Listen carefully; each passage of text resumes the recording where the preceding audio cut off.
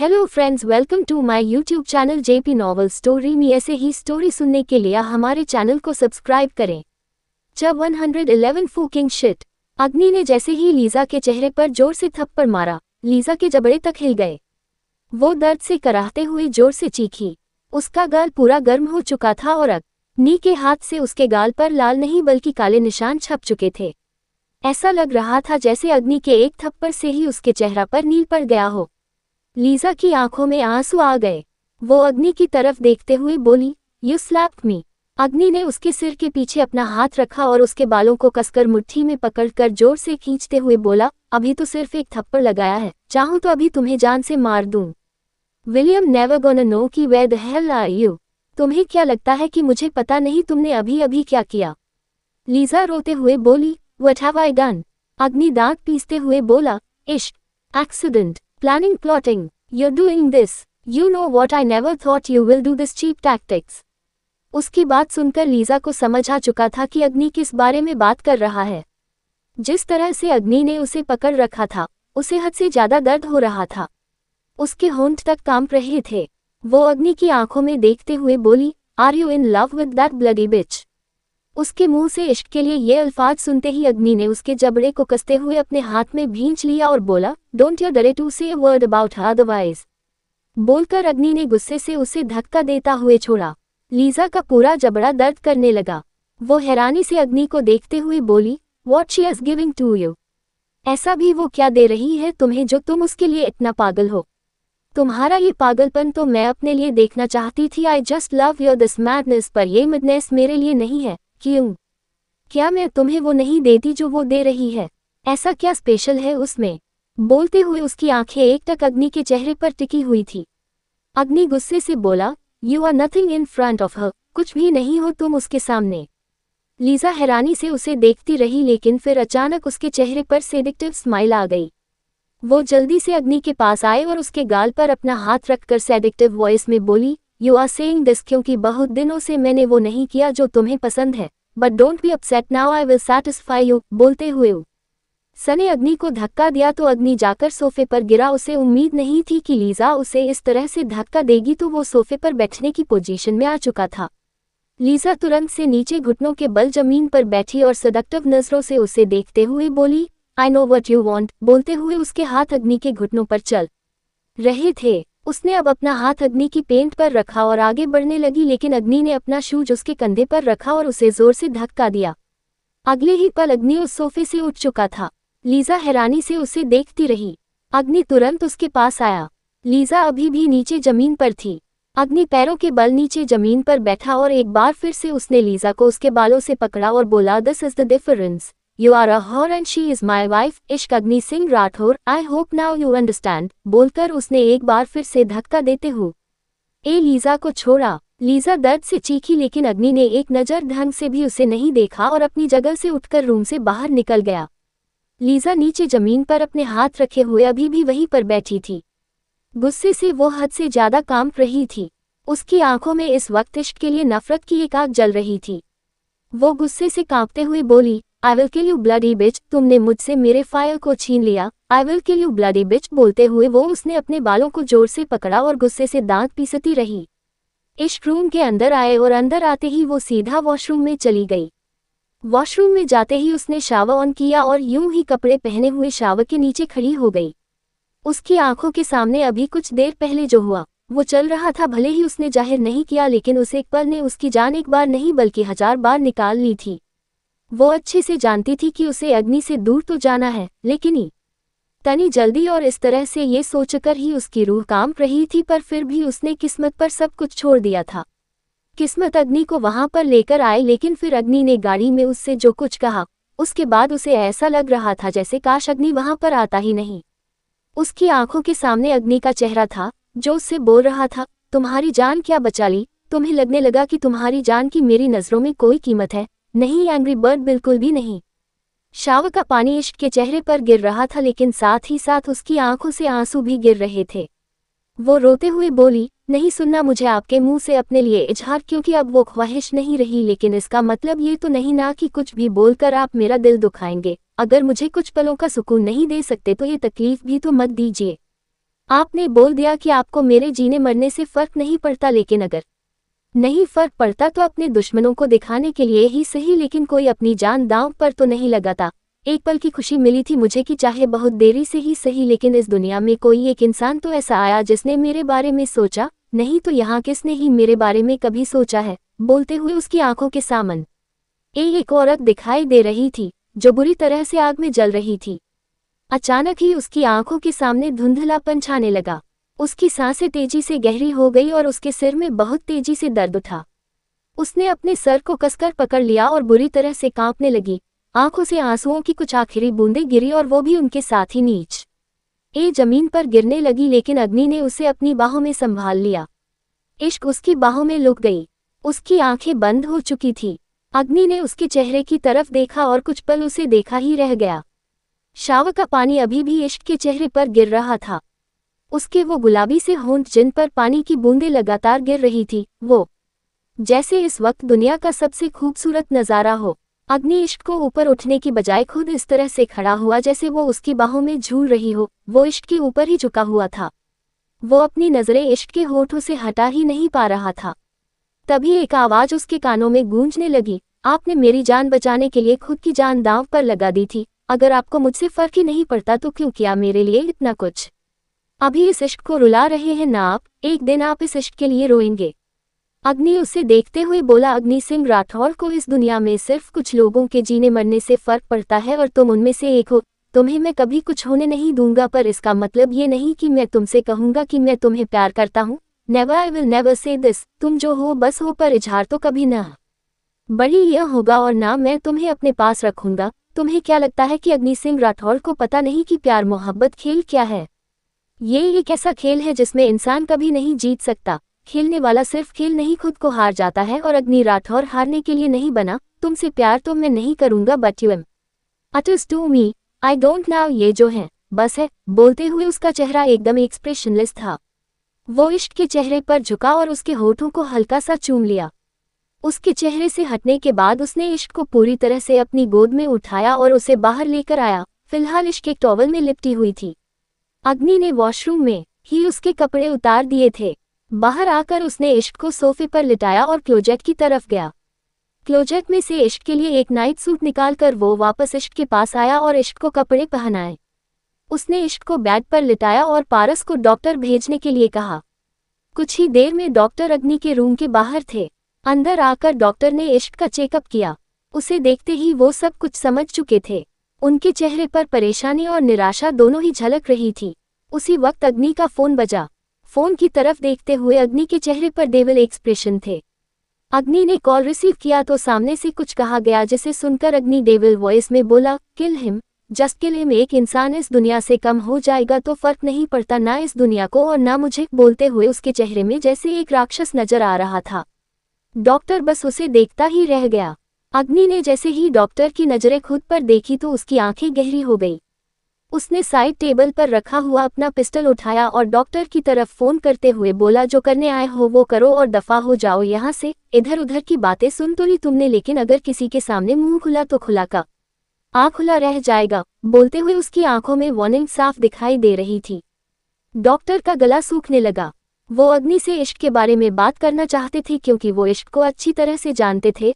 वो अग्नि को कुछ बताना चाहते थे, लेकिन अग्नि को देखकर अब उसे कुछ बताना तो दूर, वो खुद डर से बहुत ज्यादा कांपने लगे थे। उन्होंने जल्दी से इश्क को इंजेक्शन लगाया और अग्नि को कुछ ही देर में उसके होश में आने का बताकर वहां से चले गए। डॉक्टर के जाने के बाद अग्नि ने अपनी पिस्तौल बेड पर फेंकी और बालकनी में चला गया। बालकनी में जाकर उसने सिगरेट पीना शुरू किया। उसकी नजरें इश्क पर थी। तभी एक बार फिर से उसका फोन बजा। इस बार पारस का कॉल था। अग्नि ने कॉल रिसीव किया। सामने से पारस बोला, बॉस मुझे आपसे कुछ कहना है। अग्नि सख्त आवाज में बोला, कहीं पर कोई प्रॉब्लम आई? पारस तुरंत से बोला, नहीं बॉस, बात थोड़ी पर्सनल है, आई मीन इश्क माम से रिलेटेड है। अग्नि उसकी बात सुनकर हंसा और बोला, तुम जानते हो हर मालिक के पास एक वफादार कुत्ता होता है, लेकिन जब वो वफादार कुत्ता अपने कुत्ते की औकात भूलकर अपने मालिक के ज्यादा करीब आने की कोशिश करे तो मुझ जैसा मालिक उस कुत्ते के पटे से ही उसका गला घोट देता है। अगर मेरा काम संभालने में प्रॉब्लम हो रही है तो आओ, तुम्हारे लिए कुत्ते की साइज की एक कब्र बनवा दूंगा और मेरी फिक्र मत करना, मेरे पास कुत्ते और भी बहुत है। सामने से पारस ने सॉरी बॉस कहा और कॉल डिस्कनेक्ट कर दिया। अग्नि ने गहरी नज़र से इश्क की तरफ देखा और बोला, कहा था मैंने तुमसे दूर चली जाओ मुझे, लेकिन तुम्हें तो मेरे साथ रहना था, मुझे चैलेंज कर ना था। अब तुमसे वो चैलेंज जीतने के लिए I have to face every fucking shit, पर सिर्फ 1 महीना। अब और उसे 1 महीने के बाद मैं डिसाइड करूंगा कि तुम कहाँ जाओगी। बोलते हुए उसके चेहरे पर गुस्सा और फ्रस्ट्रेशन दोनों थे। तभी एक पल के लिए जैसे अग्नि की हार्ट बीट रुक गई। इश्क बेहोशी की हालत में ही बेड पर लेटी हुई कांप रही थी, पर बड़बड़ाने लगी थी, प्लीज मुझे छोड़कर मत जाओ, मैं आपके बिना नहीं रह सकती, प्लीज मत जाओ। अग्नि ने जलती हुई सिगरेट अपने हाथों में ही मसलकर बुझा दी और नीचे गिराकर जल्दी से इश्क के पास आया। जब 112 तलब का इलाज। इश्क बेहोशी की हालत में ही बेड पर इधर उधर करवट ले रही थी। उसका पूरा जिस्म पसीने से भरा हुआ था और वो गहरी गहरी सांसें लेते हुए बोल रही थी, प्लीज मुझे छोड़कर मत जाओ, मैं आपके बिना नहीं रह सकती।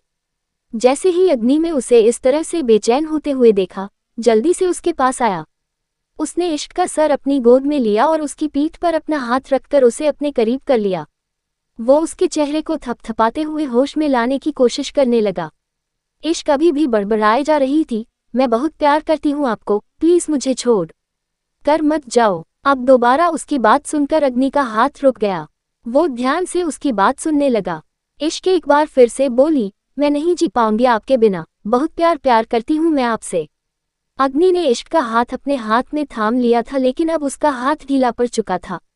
वो इश्क के चेहरे की तरफ देखते हुए बोला, तुम किसी और से प्यार करती हो। बोलते हुए उसके चेहरे का रंग उड़ा हुआ था और उसे यकीन नहीं हो रहा था उसने जो अभी अभी सुना। उसकी सांस जैसे मुश्किल होने लगी थी और आंखों में एक अलग ही लाली छाने लगी थी। अचानक से इश्क एक झटके से उठकर बैठ गई। वो जोर से चिल्लाए, आग उसका हाथ सामने की तरफ था। उसकी गहरी गहरी सांसें पूरे कमरे में गूंजने लगी और वो बुरी तरह से कांप रही थी। अग्नि उसे देखता ही रह गया। इश्क ने अपना चेहरा घुमाकर अग्नि की तरफ देखा, जो एकटक उसे ही देख रहा था। वो अभी भी इस बात से सुन्न था कि क्या सच में इश्क किसी और से प्यार करती है, या फिर क्या उसकी जिंदगी में कोई और था शादी से पहले। जहां तक उसे पारस ने बताया था, अन्य के साथ उसकी अरेंज मैरिज हो रही थी। वो अन्य से प्यार नहीं करती थी, बस इतिश्री ने अन्य के लिए इश्क का हाथ आश्रम वालों से मांगा था, क्योंकि अन्य इश्क को प्यार करता था। हालांकि छोटी ऐसा घर वालों को लग रहा था, लेकिन ऐसा था बिल्कुल भी नहीं। अग्नि जानता था कि अन्य इश्क से प्यार नहीं करता, वो बस उसे हासिल करना चाहता था, क्योंकि इश्क सच में बहुत खूबसूरत थी। ऐसे में किसी के भी दिल में उसे हासिल करने की हसरत आ सकती है। इश्क अग्नि को ऐसे देख रही थी जैसे बहुत ज्यादा शॉक सिचुएशन में हो। अग्नि उसे देखते हुए बोला, तुम ठीक तो हो ना। उसका सवाल सुनते ही इश्क को वो सब याद आने लगा जो अग्नि ने गाड़ी में कहा था। वो फीका सा मुस्कुराकर बोली, क्या ही फर्क पड़ता है। अग्नि एक्सप्रेशनलेस होकर बोला, ये भी तुमने ठीक कहा। वेल, तुम ठीक हो या नहीं ये तुम जानो। बोलते हुए वो बेड से उठने लगा, लेकिन इश्क ने उसका हाथ पकड़कर उसे रोक लिया और झट से उसके सीने से लग गई। अग्नि के हाथ हवा में ही रह गए। उसे समझ नहीं आया कि आखिर हुआ क्या।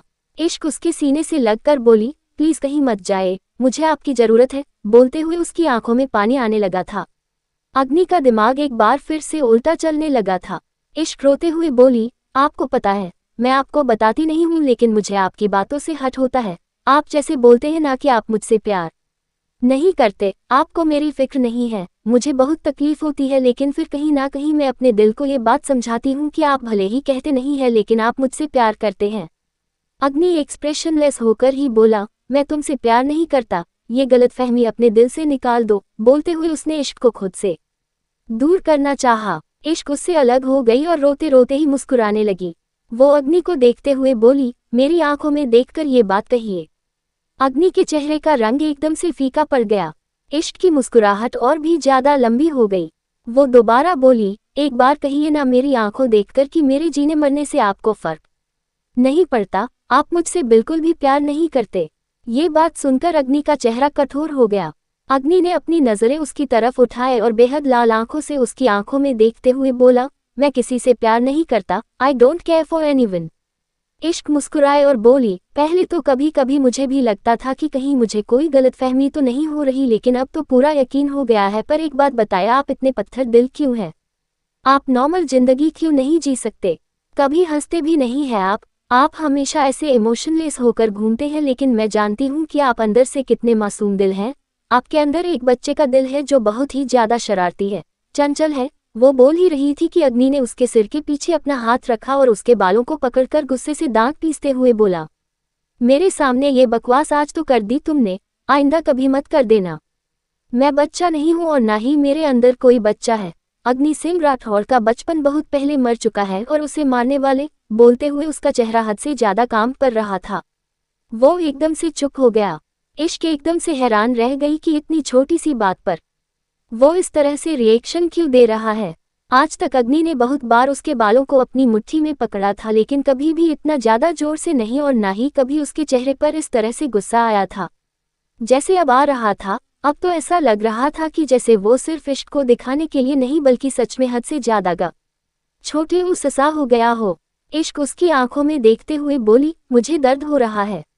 अग्नि ने उसके बालों को और भी ज्यादा कसकर पकड़ और बोला, आखिरी बार कह रहा हूं तुमसे कि तुम्हारे दर्द से मुझे फर्क नहीं पड़ता। तुम्हारा प्यार तुम्हारी प्रॉब्लम, तुम्हारा दर्द तुम्हारी प्रॉब्लम, मुझे इससे कोई लेना देना नहीं है। तुम फर्क पड़ने की बात कह रही हो। इस दुनिया में मुझे किसी से फर्क नहीं पड़ता, मैं किसी से प्यार नहीं करता। इश्क धीमे से बोली, सांझ माम से भी नहीं। अग्नि का चेहरा और भी ज्यादा लाल होने लगा। उसने अपने हाथ को एक बार और जोर से खींचा तो इश्क की इस बार आह निकल गई। अग्नि जबड़े कसते हुए बोला, वो सिर्फ मेरी कमजोरी है, ऐसी कमजोरी जो मैं कभी खुद से दूर नहीं कर सकता, इसीलिए कह रहा हूँ कि अब मुझे कोई और कमजोरी नहीं चाहिए। बोलकर उसने एक झटके से इश्क को छोड़ और बैठ से नीचे उतर गया। इश्क बस उसकी आखिरी बात सुनकर उसे देखते रह गई। अग्नि तुरंत से रूम से बाहर चला गया। इश्क धीरे से बड़बड़ाए, आप इस प्यार को इसलिए नहीं एक्सेप्ट करना चाहते क्योंकि आपको लगता है मैं आपकी कमजोरी बन जाऊंगी। बोलते हुए उसके चेहरे का भी रंग उड़ चुका था। वो किसी गहरी सोच में पड़ गई थी, जैसे अभी अभी उसे कुछ रियलाइज हुआ हो। वो एक बार फिर से बोली, प्यार कमजोरी होता है तो मैं आपकी कमजोरी। बोलते हुए उसकी आंखों से आंसू गिर रहे थे। अग्नि रूम से बाहर आकर सीधा पार्किंग एरिया में आया और गाड़ी लेकर राठौर मेंशन से निकल गया। गेस्ट रूम के बाहर बालकनी में खड़ी लीजा की नज़र जब जाते हुए अग्नि पर गई तो उसके चेहरे पर डेविल एक्सप्रेशन आ गए। अभी कुछ देर पहले ही अग्नि ने उसके साथ जो किया था, उसके बाद उसका दिमाग खराब हो चुका था। वो किसी न किस बड़ी ही तरह इश्क से बदला लेना चाहती थी। उसने इस बार विलियम को कॉल नहीं किया क्योंकि वो अब सारी चीज खुद से हैंडल करना चाहती थी। इश्क पर अटैक विलियम ने करवाया था, लीजा ने नहीं, लेकिन अब लीजा ने सोच लिया था कि उसे जो करना है वो खुद करेगी। वो जल्दी से रूम से बाहर आकर इश्क के रूम की तरफ बढ़ गई। इश्क अभी भी अपने बैग पर सुन्नसी होकर बैठी थी। रूम का दरवाजा खुला तो उसने नजरें उठाकर दरवाजे की तरफ देखा। अपने सामने लीजा को देखकर उसके भौहें तन गई। लीजा तालियां बजाते हुए उसके पास आए और बोली, wow wow wow, I mean कितनी अच्छी एक्टिंग कर लेती हो ना तुम। मानना पड़ेगा तुम्हें, दिखती मासूम हो लेकिन हो बहुत चालाक। उस दिन तुमने मुझसे पूछा कि मैं फायर से प्यार करती हूँ या नहीं। मैंने तुमसे सीधा सीधा कहा था कि मैं फायर से प्यार करती हूँ, लेकिन ये जानते हुए भी तुम उसे छोड़कर नहीं गई। तुमने 1 महीने का वक्त मान वो मैंने तुम्हें दे दिया और उसके बाद तुमने अपना अलग ड्रामा शुरू कर दिया। कभी मेरे ऊपर चाय गिराती हो, मुझे एटीट्यूड दिखाती हो, तो कभी फायर को लेकर यहाँ से चली जाती हो ताकि ज्यादा से ज्यादा वक्त उसके साथ बिता सको और उसे अपने जाल में फंसा सको। मानना पड़ेगा, you are a brilliant actress. Films में ज्वाइन क्यों नहीं करती? वेल फिगर भी बहुत अच्छा है तुम्हारा, पैसे भी बहुत कमा लोगी। You know what I mean. उसकी आखिरी बात सुनकर इश्क की गुस्से से मुठियां कस गई। अपने आंसू साफ करते हुए वो बेड से उठी और लीजा की तरफ देखकर एकदम कठोर आवाज में बोली, मेरे रूम से बाहर जाओ।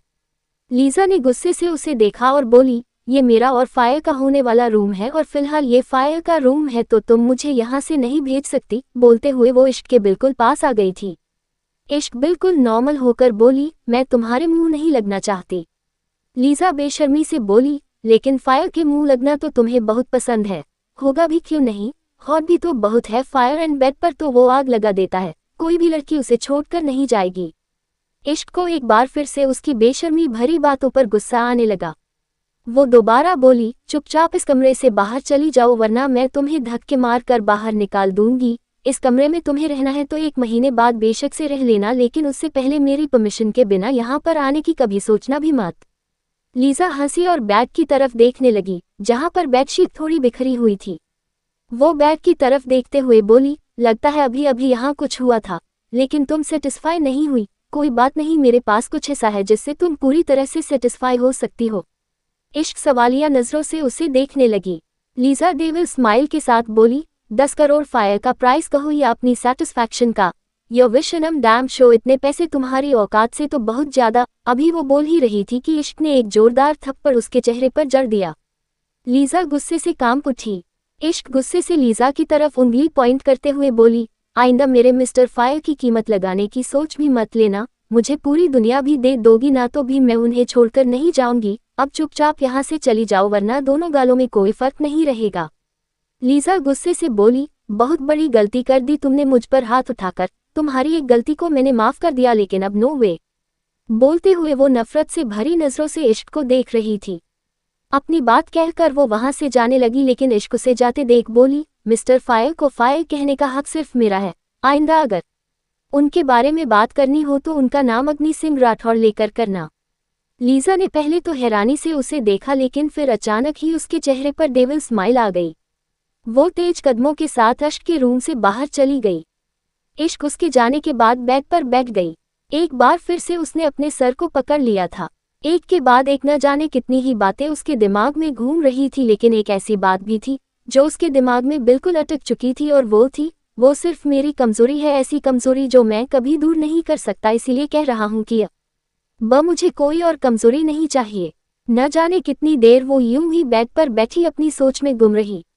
रात की तकरीबन 1 बजे तक वो यूं ही बेड पर बैठी बैठी सो चुकी थी। सर्वेंट ने जब सबके लिए खाना सर्व किया तो वो उसे भी बुलाने आई थी लेकिन 1-2 बार दरवाजा नॉक करने पर जब इश्क ने दरवाजा नहीं खोला तो वो चुपचाप वहां से चली गई। रात के तकरीबन 3 बजे अग्नि वापस आया। जैसे ही उसने दरवाजे पर अपना कदम रखा उसकी नजरें सामने इश्क पर गई। अग्नि की लाल आंखें साफ बता रही थी कि इस वक्त वो नशे में है। चेहरे पर एक हल्की सी मुस्कुराहट लिए वो दरवाजा बंद कर इश्क के पास आया और उसे अपनी गहरी नजरों से देखने लगा। उसे देखते हुए वो अपनी शर्ट के बटन खोल रहा था। बेड पर आकर वो बिल्कुल उसके पास आया और उसे अपनी बाहों में समेट अच्छे से तकिए पर सुलाया। न जाने कितनी ही देर वो यूं ही उसे देखता रहा और फिर उसकी बगल में लेट गया। उसे देखते हुए वो बोला, तुमने तो कहा था कि तुम्हें मेरी जरूरत है, तो अब वो जरूरत पूरी हो गई या? बोलते बोलते वो रुका और अपने होठों को गोलकर हवा छोड़ी। एक बार फिर से वो हल्का सा मुस्कुराया और बोला, तुम्हें पता है मुझे सिगरेट पीने की तलब लग रही है लेकिन मैं सिगरेट पीऊंगा नहीं, क्योंकि मेरे पास एक और ऑप्शन है। जानती हो क्या? बोलकर वो हंसा और फिर अपना सरनामे हिलाते हुए बोला, नहीं तुम नहीं जानती, मैं बताता हूँ तुम्हें। बोलकर उसने इश्क को अपनी बाहों में समेटा और बोला, मेरी सिगरेट की तलब का इलाज हो तुम। Smoking is injurious to health, लेकिन तुम तो उससे भी ज्यादा खतरनाक हो। सिगरेट तो मेरा सीना जलाएगी लेकिन तुमने तो मेरे दिमाग में आग लगा रखी है। क्या कहा था तुमने मुझसे कि मैं बच चाहूं? बोलकर उसने हल्का सा धक्का देते हुए इश्क को खुद से अलग कर दिया और अपनी जगह पर उठकर बैठ गया। जब 113 मेरे ऊपर से हटिए। अपनी अपनी बात कहकर अग्नि ने इश्क को हल्का सा धक्का देते हुए खुद से अलग किया और अपनी जगह पर उठकर बैठ गया। उसकी आंखें हद से ज्यादा लाल होती जा रही थी। उसके चेहरे पर शिकन के भाव उभर रहे थे। अपने घुटनों को हल्का सा ऊपर की तरफ करते हुए उसने अपना हाथ घुटनों पर रखा और कुछ सोचने लगा। सोचते हुए उसके हाथ की नसें लगातार उभर रही थी, जैसे उसे बहुत ज्यादा गुस्सा आ रहा हो या फिर जो बात उसके दिमाग में चल रही है उसे बहुत ज्यादा परेशान कर रही हो। उसने वापस से इश्क की तरफ देखा और बोला, तुम्हें लगता है कि मेरे अंदर एक मासूम बच्चा है? मासूम? बोलकर वो हंसा और फिर वापस से इश्क के चेहरे पर झुका और बोला, मासूम नहीं है वो बच्चा, वो एक मर्द है। मर्द समझती हो ना? जिसने खून किया हो। तुम उस बच्चे को मासूम कह रही हो जिसने 14 साल की उम्र में बेरहमी से एक बच्चे को मार दिया। बच्चा नहीं है मेरे अंदर, मर्द है मर्द। और अगर तुम्हें पता चला ना इस बारे में तो जो इश्क का रागलापति हो ना, उतनी ही नफरत करोगी मुझसे। और सिर्फ एक खून नहीं किया है मैंने, मेरे ये हाथ। बोलते हुए उसने अपने दोनों हाथों को अपने आगे किया और गुस्से से कांपते हुए उन्हें देखते लगा। वो जबड़े कसते हुए बोला, न जाने कितने ही लोगों को अपने इन हाथों से मारा है मैंने और तुम्हें लगता है कि मैं मासूम हूँ? Are you feeling crazy? तुम्हें पता है मैंने उस बच्चे को क्यों मारा? नहीं, तुम्हें नहीं पता और किसी को जानना भी नहीं है। जिसे भी पता चलता है कि मैंने किसी को मारा है उसे ये नहीं जानना कि मैंने उसे क्यों मारा। बस मुझसे नफरत करने के लिए सबका इतना ही जानना काफ़ी है कि मेरे हाथ खून से रंगे हैं और सिर्फ खून ही नहीं और भी बहुत कुछ करता हूँ मैं, ऐसे काम जो सिर्फ और सिर्फ इंसान को बर्बाद करते हैं। और तुम कहती हो कि मासूम बच्चा हूँ मैं, मेरे अंदर कोई बच्चा नहीं, सिर्फ और सिर्फ एक शैतान है जिसे ना किसी से प्यार कर ना है और ना ही उसे किसी को प्यार हो सकता है। तुम भी चुपचाप मेरी जिंदगी से चली जाओ वरना, बोलकर वो एक बार फिर से हंसा और पीछे की तरफ होकर बेड से लेकर बैठ गया। वो व्यंग्य से हंसते हुए बोला, वरना मैं कुछ नहीं कर सकता क्योंकि तुम जिद्दी बहुत हो, तुम्हारी जिद के आगे तो मैं भी हार मान जाता हूँ। लेकिन फिर अचानक से उसके एक्सप्रेशन बदले और वो वापस इश्क के ऊपर झुककर बोला, पर फाय के आगे ना किसी की जिद नहीं चलती। अगर तुम्हारी जगह कोई और होता ना तो अब तक उस इंसान के दिमाग में उसकी जिद से ज़्यादा बड़ी बड़ी गोलियां ठोक चुका होता मैं। पर तुम्हारे आगे तो मेरी चलती नहीं है। मुझे तुम पर गुस्सा आता है लेकिन मैं गुस्सा दिखा नहीं पाता। किसी के हाथ पैर तोड़ने में मैं एक पल नहीं लगाता, लेकिन जब मेरी वजह से तुम्हारे हाथ पर हल्की सी खरोच भी आ जाए ना तो मुझे अंदर एक तकलीफ सी होती है। तुम्हें कोई चोट पहुंचाए तो वो चोट मुझे लगती है। क्या कहा था मैंने तुमसे कि अगर तुम्हें कुछ हो जाता तो मुझे फर्क नहीं पड़ता? नहीं जाना, मुझे फर्क पड़ता है। बोलते हुए वो उसके चेहरे पर झुका और बड़े ही प्यार से उसके माथे को चूम लिया। वो एक बार फिर से धीरे धीरे कर उसकी बगल में ही लेट गया और उसे अपनी बाहों में समेट कर बोला, मुझे फर्क पड़ता है एंग्री बर्ड, बहुत फर्क पड़ता है। एक तुम ही तो जो मैं जैसा हूँ, जो हूँ उससे ही प्यार करती हो। तुम्हारे सामने मैंने किसी की जान ली लेकिन तुम्हारा प्यार कम नहीं हुआ। तुमने मुझे खुद से दूर नहीं किया तो फिर तुम्हें कुछ होने से मुझे फर्क क्यों नहीं पड़ेगा? बोलकर वो एक पल के लिए रुका और फिर अचानक से बोला, नहीं मुझे नहीं फर्क पड़ता।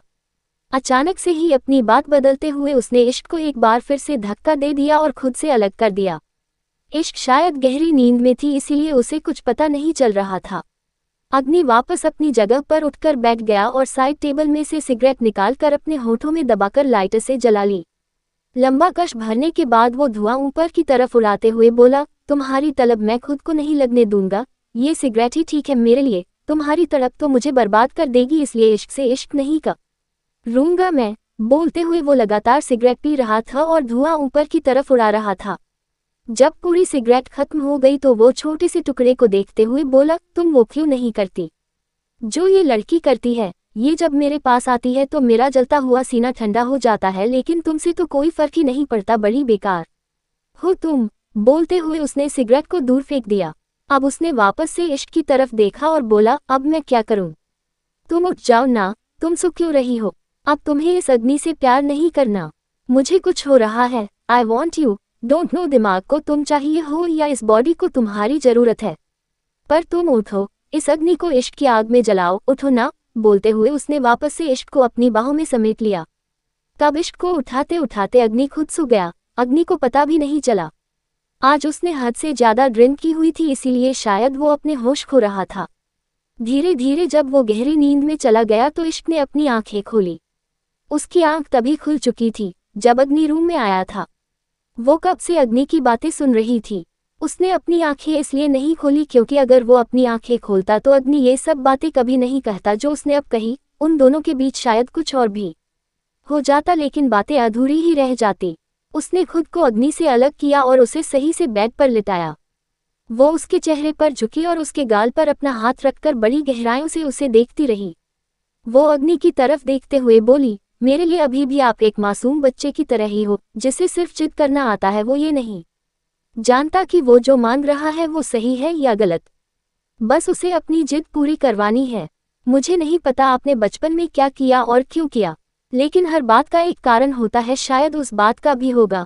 मैं आपको जज नहीं कर सकती, लेकिन आपने कहा कि आप और भी बहुत कुछ करते हैं। मेरे सामने भी आपने उन लोगों को मारा, पर मुझे समझ नहीं आया क्यों। आखिर ऐसा क्या करते हैं आप?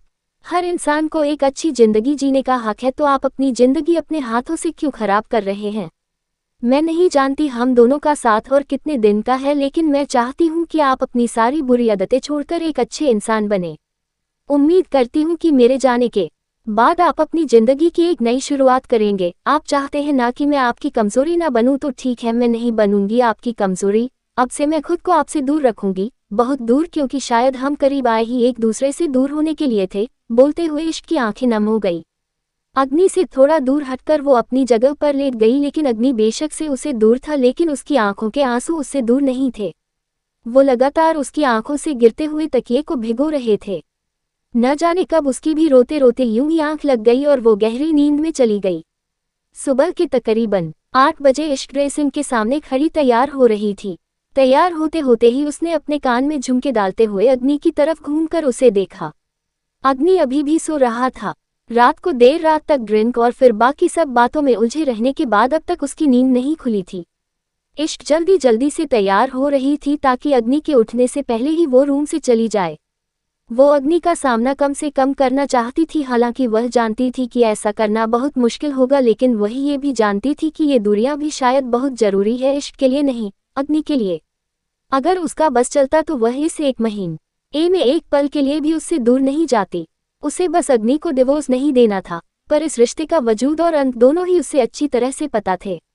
वो जानती थी कि चाह कर भी वो अग्नि के पास नहीं रह सकती। तैयार होने के बाद वो कमरे से बाहर निकली और सीढ़ियों की तरफ जाने लगी, लेकिन फिर अचानक ही किसी से उसकी टक्कर हो गई। उसके सिर पर अमायरा का सर लगा था और अमायरा के हाथों में पकड़ा हुआ सामान नीचे गिर गया था। इश्क अपने माथे पर अपना हाथ रख अमायरा की तरफ देखने लगी, जो जल्दबाजी में नीचे गिरा हुआ सामान उठा रही थी, जिसमें एक ज्वेलरी सेट था। इश्क उसकी मदद करने के लिए नीचे झुकी। अमायरा ने वो ज्वेलरी सेट जल्दी से समेटते हुए अपने पीछे छुपा लिया। इश्क एकदम हैरान रह गई। वो अमायरा की तरफ देखते हुए बोली, क्या हुआ, तुम इतना परेशान क्यों लग रही हो? अमायरा हड़बड़ाते हुए बोली, नहीं नहीं, तो मैं क्यों परेशान होंगी? इश्क उसे सवालिया नजरों से देखते हुए बोली, तो तुम ये ज्वेलरी सेट छुपा क्यों रही हो? अमायरा ने उस ज्वेलरी सेट को आगे किया और बोली, मैं छुपा नहीं रही, वो बस मैं। तभी इश्क के रूम का दरवाजा एक बार फिर से खुला और लोअर पहने अग्नि दरवाजे पर आकर खड़ा हुआ। अमायरा तुरंत से वहां से भाग गई। इश्क बस उसे जाते देखती रह गई। इश्क वहां से जाने लगी तो अग्नि उसे रोकते हुए बोला, कमरे में वापस आओ। इश्क बिना उसकी तरफ देखे ही बोली, मुझे ऑफिस जाना है। अग्नि एकदम सर्द लहजे में बोला, कहीं ऐसा ना हो कि तुम्हारे ऑफिस पहुंचने से पहले ही तुम्हारा रेजिग्नेशन लेटर तुम्हारे पास पहुंच जाए। चुपचाप कमरे में वापस आओ वरना। इश्क ने हल्का सा घूमकर उसकी तरफ देखा और बोली, मुझे सच में ऑफिस में जरूरी काम है, मुझे। अभी वो बोल ही रही थी कि अग्नि उसकी तरफ आया और उसकी कलाई को कसकर पकड़ लिया। वो उसे लगभग खींचते हुए वापस रूम में लेकर गया। रूम में आकर उसने इश्क की कलाई को एक झटके से छोड़ा तो इश्क लड़खड़ाकर बेड की तरफ गिरी। अग्नि अगले ही पल उस पर झुका तो इश्क पूरी तरह से बेड पर लेट गई। अग्नि ने उसके दोनों तरफ अपने हाथ रख दिए और उसकी आंखों में देखते हुए बोला, सुबह के 8 बजे तुम्हें ऑफिस जाना है, जबकि ऑफिस का टाइम 9:30 बजे का है। तुम मुझे पागल बनाने की कोशिश कर रही हो। चाहती क्या हो तुम? हाँ, क्या चल रहा है तुम्हारे दिमाग में? अग्नि जिस तरह से इश्क पर झुका हुआ था, इश्क का गला सूखने लगा। वो उससे अपनी नजरें चुराते हुए बोली, मेरे ऊपर से हटिए, मुझे नीचे जाना है, ब्रेकफास्ट तैयार करना है। अग्नि गुस्से से कांपते हुए बोला, इस घर की सर्वेंट नहीं हो तुम, अब मुझे मेरी बात का जवाब दो या फिर कुछ छुपाने की कोशिश कर रही हो मुझसे? हाँ, क्या छुपा रही हो? किसी और के पास जा रही हो? किसी से मिलने? वैसे भी कल किसी के बिना मर जाने की बातें कर रही थी तुम। बताओ मुझे, किसके बारे में बात कर रही थी? कौन था वो जो तुम्हारे ख्वाबों में भी तुम्हें परेशान कर रहा था और तुम उसके लिए गिड़गिड़ा रही थी? उसकी बात सुनते हुए इश्क एकदम से सुन्न रह गई। जब 114 अग्नि हार्म्स हिमसेल्फ। अग्नि का सवाल सुनकर इश्क एकदम से सुन्न रह गई थी। उसे समझ नहीं आ रहा था कि वो अग्नि को क्या जवाब दे। वहीं अग्नि ने एक बार फिर से उससे गुस्से से पूछा, बताओ ना, अब चुप क्यों हो तुम? किससे मिलने के लिए तुम्हें घर से इतना जल्दी निकलना पड़ रहा है? कोई ज्यादा इम्पोर्टेंट इंसान है तो मुझे भी तो मिलवाओ ना, उस इम्पोर्टेंट इंसान से जिसने तुम्हारी नींद उड़ा रखी है, तुम्हारे ख्वाबों पर भी अपना कब्जा कर रखा है। कौन है वो, बताओ मुझे। इश्क उसकी तरफ ही देख रही थी। उसने अपनी कलाइयों को घुमाना शुरू कर दिया था ताकि अग्नि के हाथों से अपनी कलाइयां छुड़ा सके, लेकिन अग्नि ने उसकी कलाइयों को बहुत ज्यादा कसकर पकड़ हुआ था। इश्क गुस्से से बोली, मुझे यहाँ से जाना है, मेरे हाथ छोड़िए। अग्नि कोल्ड एक्सप्रेशन के साथ बोला, मैं तुम्हें कहीं नहीं जाने दूंगा जब तक तुम मुझे उसे शख्स का नाम नहीं बता देती जिसके लिए तुम कल नींद में पागल हुए जा रही थी, इतना बेचैन हुए जा रही थी, तब तक तो मैं तुम्हें कहीं भी नहीं जाने दूंगा। इश्क एक्सप्रेशनलेस होकर बोली, आपको क्यों जानना है उस शख्स के बारे में? मैं किसी के बारे में भी सोचूं, नींद में किसी को भी याद करूं, आपको उससे क्या लेना देना? आपको तो मेरे जीने मरने से ही फर्क नहीं पड़ता ना, तो मेरी नींद से आपको क्या प्रॉब्लम है? अग्नि दांत पीसते हुए बोला, हाँ मुझे नहीं फर्क पड़ता, लेकिन तुम्हारे होठों पर किसी का जिक्र हो और मैं उसे इंसान को न जानता हूँ, इस बात से मुझे बहुत फर्क पड़ता है। अब चुपचाप मुझे उस इंसान का नाम बताओ। इश्क ने अपना चेहरा घुमाया और बोली, मुझे आपको कुछ नहीं बताना, प्लीज मुझे जाने दीजिए यहाँ से, मुझे ऑफिस। अग्नि उसकी बात बीच में ही काट कर बोला, ऑफिस तो बहाना है, ऑफिस तो तुम मेरे साथ भी जा सकती हो, लेकिन नहीं, तुम्हें तो मुझसे पहले जाना है। तो बताओ कौन है वो और क्या रिश्ता है तुम्हारा उसके साथ। अग्नि की बात सुनकर इश्क अग्नि को ऐसे देख रही थी जैसे उसे यकीन नहीं हो रहा कि अग्नि वही इंसान है जो बात बात पर यही बोलता है कि उसे इश्क की किसी बात से कोई फर्क नहीं पड़ता, और अब वो एक नाम जानने के लिए कितना बेचैन हो रहा था। इश्क बिल्कुल नॉर्मल होकर बोली, मेरा किसके साथ क्या रिश्ता है और क्या नहीं, ये मैं आपको क्यों बताऊं? क्या हक है आपका मुझसे कोई सवाल करने का? अग्नि एकदम से हैरान रह गया। बात बात पर हक जताने वाली इश्क अचानक से उससे उसका हक पूछ रही थी। वो एक झटके से उसके ऊपर से हटा। इश्क उसे देखते ही रह गई। अग्नि गुस्से से बोला, तुम मुझे उस इंसान का नाम बता रही हो या नहीं? इश्क बैठ से उठी और उसके सामने खड़ी होते हुए बोली, मुझे फिलहाल आपसे कोई बात नहीं करनी और मुझे नहीं लगता कि अब हमें कोई बात करने की जरूरत भी है। 1 महीने बाद आपको डिवोर्स चाहिए ना तो मिल जाएगा आपको डिवोर्स, और दूसरा रिश्ता हमारे बीच बॉस और एम्प्लॉय का है तो उसे ऑफिस में ही रखिए, यहाँ पर हम दोनों के बीच। अभी वो बोल ही रही थी कि अग्नि गुस्से से दांत पीसते हुए दोबारा उसके करीब हुआ और उसकी कलाई को पकड़कर उसकी पीठ से लगा दिया। इश्क की दर्द से आह निकल गई। अग्नि दांत पीसते हुए ही उसकी गर्दन पर झुका और बोला, मुझे नाम बताओ उस शख्स का, किसे याद कर रही थी तुम? कौन था वो जिसका जिक्र नींद में भी तुम्हारे होठों पर था? इश्क ने अपने दूसरे हाथ से उसे धक्का देने की कोशिश की। उसे इस वक्त अग्नि से दूर जाना था। अग्नि की कल रात की कही हर एक बात उसके कानों में जैसे गूंज रही थी, लेकिन कई बार कोशिश करने के बाद भी वो अग्नि को खुद से दूर नहीं कर पाई, तो उसने खुद को ढीला छोड़ दिया। जैसे ही उसने खुद को ढीला छोड़ा, अग्नि ने उसकी कलाई को छोड़ दिया और डेविल स्माइल के साथ उसे देखते हुए बोला, अब तो समझ आ गया होगा तुम्हें कि तुम तब तक कुछ नहीं कर सकती जब तक मैं ना चाहूं। अब मुझे उस इंसान का नाम बताओ। इश्क तुरंत से वहां से जाने लगी। अग्नि ने उसका हाथ पकड़कर उसे घुमाते हुए रोका और इस बार उसे दीवार से लगा दिया। उसने अपने दोनों हाथ दीवार पर रखे और हल्का सा उसके ऊपर झुककर खड़ा हो गया। इश्क गहरी गहरी सांसें लेते हुए उसे देख रही थी। वो अग्नि के चेहरे की तरफ देखते हुए बोली, आप मुझसे प्यार करते हैं? इश्क का सवाल सुनकर अग्नि गुस्से से बोला, मुझे सवाल के बदले सवाल सुनने की आदत नहीं है, मुझे सिर्फ जवाब चाहिए, जवाब दो।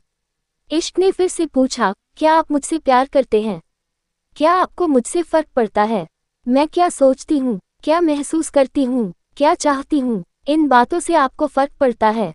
अग्नि ने गुस्से से अपनी उंगलियों को मोड़ते हुए पंच बनाया और दीवार पर जोर से मारा। उसकी उंगलियों के कोनों पर खरोंच आ गई थी और रिसता हुआ खून दिखाई देने लगा था। इश्क एकदम से सहम गई। अग्नि गुस्से में हद से ज्यादा एग्रेसिव हो रहा था। वो गुस्से से कांपते हुए बोला, तुम्हें पता है मैं सनकी हूँ, और सनकी इंसान के साथ पंगा नहीं लिया जाता, और जब तक मेरी जिद पूरी ना हो जाए ना, तब तक मैं उस जिद का पीछा नहीं छोड़ता। अभी अगर तुमने मुझे नहीं बताया ना कि तुम किसे याद करके पागल हो रही थी तब उसके बाद जो तुम देखोगी तुम पछताओगी। इश्क ने अपना चेहरा झुका लिया। अग्नि को दर्द में देखना भी उससे बर्दाश्त नहीं था और वो खुद ही उसे वो दर्द दे रही थी, लेकिन वो नहीं बता सकती थी अग्नि को कि वो किसके बारे में सोच रही थी। वो कौन था जिसके बारे में सोचकर ही इश्क को सिर्फ और सिर्फ रोना आता था। वो हद से ज्यादा बेचैन उठ जाती थी, बेहोशी में भी कांपने लगती थी। अग्नि उसे देखते हुए बोला, तुम्हें चेहरा झुकाने के लिए नहीं कहा मैंने, मुंह खोलो अपना और जवाब दो। इश्क इस वक्त हद से ज्यादा कमजोर पड़ रही थी। उसे इस वक्त जो महसूस हो रहा था वो किसी के लिए भी एक टॉर्चर से कम नहीं था। एक तरफ अग्नि को खुद से बड़े उड़ा रखने की कोशिश, तो दूसरी तरफ अग्नि की जिद। वो उसकी तरफ देखकर एक्सप्रेशनलेस होकर बोली, मैं नहीं बताऊंगी आपको, आप चाहे जो मर्जी कर लीजिए, लेकिन आपको आपके सवाल का जवाब नहीं मिलेगा। अग्नि एकदम से उसे देखता ही रह गया। आज पहली बार था जब इश्क उसकी बात नहीं मान रही थी।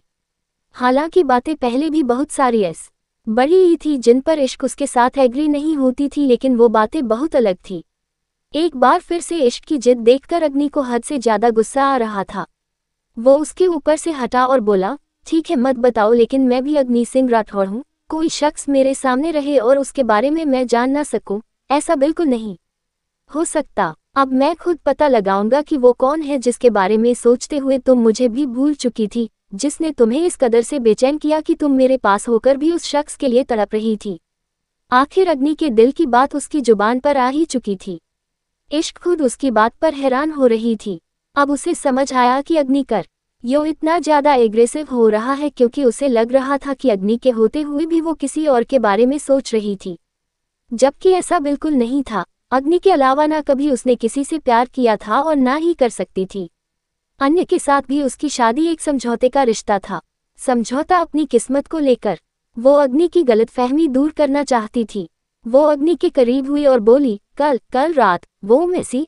अभी वो बोल ही रही थी कि अग्नि ने उसे कंधों से पकड़ा और वापस पीछे दीवार से लगा दिया। इश्क अपनी बड़ी बड़ी आंखों से उसे देखने लगी। अग्नि का चेहरा बिल्कुल उसके चेहरे के करीब था और दोनों की गर्म सांसें एक दूसरे के चेहरे को छू रही थी। इश्क उसकी आंखों में देखते हुए बोली, कल रात जिस शख्स के बारे में मैं बोलते हुए उसने दोबारा कोशिश की अग्नि का शक दूर करने की, लेकिन वो अपनी बात पूरी करती उससे पहले ही अग्नि ने उसके होठों पर अपने होंठ रख दिए और उसके मुंह को बंद कर दिया। इश्क एकदम से हैरान रह गई। वो अपनी खुली आंख और से अग्नि को देख रही थी, जो अपनी लाल आंखों से उसे ही देख रहा था। भले ही वो इश्क को किस कर रहा था, लेकिन उसकी आंखों में डेविल एक्सप्रेशन थे जो साफ बता रहे थे कि ये किस वो प्यार से तो बिल्कुल नहीं कर रहा, क्योंकि अग्नि की बेरहमी इश्क को अपने होठों पर महसूस हो रही थी। अग्नि उसे बहुत ज्यादा वाइल्ड होकर किस कर रहा था। इश्क ने अपनी पलकें झुका ली तो अग्नि वाइल्ड से सॉफ्ट हो गया। अब वो इश्क को पैशनेट होकर किस तो कर रहा था, लेकिन उसे तकलीफ नहीं दे रहा था। इश्क भी न जाने क्यों उसके एहसास में खोने लगी। उसे अग्नि को खुद से दूर करना था, लेकिन वो भी अग्नि के होंठों को महसूस करने लगी थी। उसका हाथ खुद ब खुद अग्नि के सिर पर आ चुका था, लेकिन वो ज्यादा उस किस में इन्वॉल्व होती उससे पहले ही अग्नि उससे दूर हो गया। इश्क के होंठ अग्नि के होंठों को खुद में लेने के लिए हल्के खुले से रह गए। अग्नि डेविल स्माइल के साथ और बोला, मेरे एक्शन मेरी जरूरत के हिसाब से होते हैं, दूसरों की ख्वाहिश के हिसाब से नहीं। तुम मुझे चाहो और मैं तुम्हें मिल जाऊं, ऐसा तो कभी नहीं होगा एंग्री बर्ड। ये किस सिर्फ तुम्हारा मुंह बंद करवाने के लिए थी, क्योंकि अब मैं तुमसे जानना ही नहीं चाहता कि वो कौन था जो तुम्हें मुझसे भी ज्यादा बेचैन करने की हिम्मत रखता है। Now just get lost. बोलते हुए उसका चेहरा एकदम कोल्ड हो चुका था। इश्क अब उससे कुछ कह ही नहीं पाई। उसने बेड पर रखा अपना फोन और पर्स उठाया और चुपचाप कमरे से चली गई। उसके कमरे से बाहर जाते ही उसे एक जोरों से आवाज सुनाई दी, जिस आवाज को सुनकर एक पल के लिए उस बड़ी ही धड़कन ही रुक गई थी। उसे समझ आ गया था कि एक बार फिर से अग्नि ने खुद को हार्म किया है। वहीं दूसरी तरफ अग्नि कमरे में खड़ा अपने हाथ की तरफ देख रहा था, जो पूरी तरह से लहूलुहान हो चुका था। उसने अपना हाथ सामने मिरर पर दे मारा था। पूरा हाथ कांच से जख्मी हो चुका था और खून की बूंदें नीचे जमीन पर टपक रही थी। अग्नि गुस्से से कांपते हुए बोला, दुआ करना एंग्री बर्ड कि वो शख्स जिंदा ना हो, क्योंकि अगर वो जिंदा हुआ ना तो उसे मैं अपने हाथों से मार दूंगा। बोलते हुए वो किसी डेविल से कम नहीं लग रहा था। वहीं दूसरी तरफ इश्क सीढ़ियां उतरते हुए नीचे हाल की तरफ आई तो जैसे ही वो घर से बाहर की तरफ जाने लगी, सांझ ने उसे पीछे से रोका। इश्क सांझ की आवाज सुनकर पलटकर उसकी तरफ देखने लगी। सांझ उसके पास आए और बोली, तुम इतनी जल्दी कहाँ जा रही हो? अभी तो तुम्हारा ऑफिस का टाइम भी नहीं हुआ, कोई और काम है क्या? इश्क हल्का सा मुस्कुराए और बोली, नहीं माँ, वो बस सोचा रास्ते में आश्रम के बच्चों से मिलती जाऊंगी। सांझ मुस्कुराए और बोली, वो तो ठीक है, लेकिन चलो पहले नाश्ता करो, कितने दिन हो गए हैं तुम्हारे साथ बैठकर नाश्ता नहीं किया। बोलते हुए सांझ ने इश्क का हाथ पकड़ा और उसे डाइनिंग टेबल की तरफ लेकर जाने लगी। इश्क ने जल्दी से उसका हाथ अच्छे से थामते हुए रोका और बोली, सॉरी माँ, लेकिन वो अभी फिलहाल मुझे भूख न ही है। सांझ झूठा गुस्सा दिखाते हुए बोली, मैं तुम्हारी एक भी बात नहीं सुनूंगी इश्क। मैं जानती हूँ तुम पिछले कुछ दिनों से अपना ख्याल नहीं रख रही, इसलिए अब बहाना बनाना बंद करो और चुपचाप चलकर मेरे साथ ब्रेकफास्ट करो। बाकी सब जब आएंगे तब उनका ब्रेकफास्ट हो जाएगा, लेकिन आज हम दोनों स्पेशल ब्रेकफास्ट करने वाले हैं। बोलकर वो इश्क को अपने साथ डाइनिंग टेबल की तरफ लेकर जाने लगी। अब इश्क भी कुछ नहीं कह सकती थी। सांझ ने उसे चेयर पर बैठने का इशारा किया तो अपना फोन और पर्स टेबल पर रखकर इश्क चेयर पर बैठ गई। सांझ ने सर्वेंट को इश्क को ब्रेकफास्ट सर्व करने का इशारा किया। सांझ भी अपनी चेयर पर बैठ गई। सर्वेंट ने उन दोनों की प्लेट में खाना सर्व कर दिया था। इश्क बार बार फीका सा मुस्कुरा रही थी, जिसे देखते हुए सांझ अच्छी तरह से समझ रही थी कि सब कुछ नॉर्मल तो बिल्कुल नहीं है। हालांकि उसे भी फिक्र थी कि 1 महीने बाद न जाने क्या होगा, लेकिन जिस तरह से इश्क और अग्नि दोनों एक साथ रह रहे थे, उसे लगता था कि शायद डिवोर्स ना हो। वो इश्क की तरफ देखते हुए बोली, अग्नि रात को लेट आया था क्या? इश्क ने नजरें उठाकर उसकी तरफ देखा और हिचकिचाते हुए बोली, हाँ बस थोड़ा सा लेट। सांझ ने सवालिया नजरों से उसे देखते हुए पूछा, नशे की हालत में था? इश्क ने एक बार फिर से मासूमियत से जवाब दिया, थोड़ा सा। बोलते हुए उसने अपना सिर भी हल्का सा हाँ में हिलाया। सांझ ने अब अपना आखिरी सवाल पूछा, नशे की हालत में उसने तुम्हें हर्ट किया? इश्क ने इस बार थोड़ा जल्दी जवाब दिया, बिल्कुल भी नहीं। बोलकर वो चुप हो गई और फिर खुद में ही बदबदाते हुए बोली, जो इंसान खुद इतना ज्यादा हट हो वो दूसरों को क्या ही हट करेगा। सांझ ने उसका बड़बड़ाना सुनकर पूछा, कुछ कहा क्या तुमने? इश्क ने अपना सरना में हिलाया। सांझ कुछ सोचने लगी थी। इश्क ने जब थोड़ा सा खा लिया तो वो अपनी जगह से उठी और बिना सांझ की तरफ देखे बोली, मुझे बस इतनी ही भूख थी, अब मैं चलती हूँ। सांझ कुछ कहती उससे पहले ही इश्क अपने हाथ धोने के लिए वॉशिंग एरिया की तरफ बढ़ गई थी। उसने अपने हाथ धोए और वापस डाइनिंग टेबल के पास आई। वो जब अपना फोन और पर्स उठा रही थी तो सांझ उसे देखते हुए बोली, दिवाली आने वाली है और इस बार इस घर में तुम्हारी पहली दिवाली है, तो मैं चाहती हूँ कि ये दिवाली हम अच्छे से सेलिब्रेट करें। इश्क के दिल में एक हुक सी उठी। उसकी आंखों में नमी आने ही वाली थी, लेकिन उसने जल्दी से उस नमी को अपनी आंखों में आने से रोका। सांझ उसके पास आए और उसके चेहरे को अपने हाथों में थाम लिया। इश्क भी अपनी सुनी सी नजरों से सांझ को देख रही थी। वो भले ही जितना मर्जी खुश रहने का दिखावा कर ले, लेकिन सांझ के सामने उसका दिखावा काम नहीं करता था। सांझ उसे देखते हुए बोली, तुम फिक्र मत करो, मैं जानती हूँ अग्नि बहुत गुस्सा करता है, जिद्दी भी बहुत है और अकड़ भी बहुत ज्यादा है उसमें, लेकिन दिल का बुरा नहीं है मेरा अग्नि, बस थोड़ा सा भटक गया है, पर तुम्हारे साथ रहेगा तो तुम उसे वापस रास्ते पर ले आओगी।